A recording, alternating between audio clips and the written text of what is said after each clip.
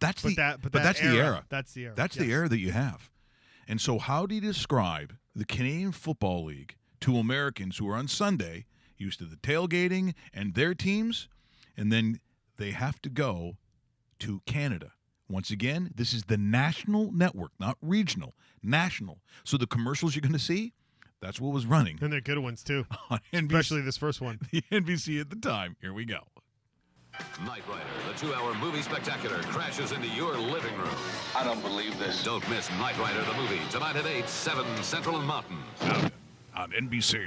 A Canadian Football League doubleheader coming your way in about 15 minutes. What about some of those rules you've heard about? The rules? Now. Hi, this is Ed Kilgore. Due to Canadian Football League restrictions, WGR-TV is blacked out of Canadian football.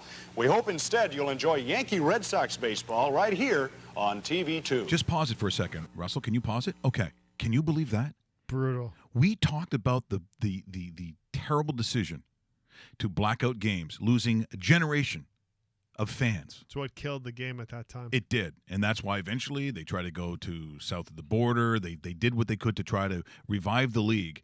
But that was part of the problem. So Ed Kilgore, who longtime sports guy in Buffalo out of the local channel, the voiceover right over the Canadian Football League. So even the fact that it's on NBC, the CFL at that time blacks out the game here in Toronto. But get a load of how they deliver the Canadian Football League to American fans.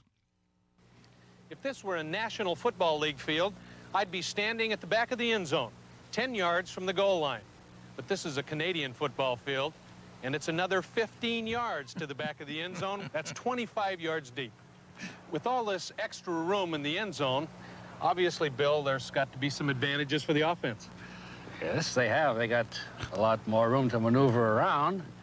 We are up in Canada here. We have over 10,000 square yards of playing area, which I think all receivers like yourself must have enjoyed.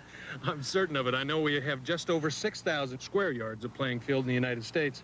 Up here, you've got a lot more room.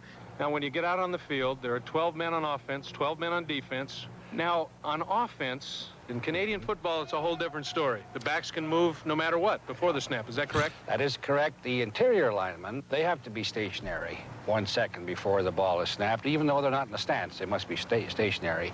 Now, your ends can be moving laterally on the line if they have not gone into a 3 or 4 point stance. Your backfielders can move it. Explaining once again what should happen. I don't know if they would do it again. What? Did we just become best friends? Yep.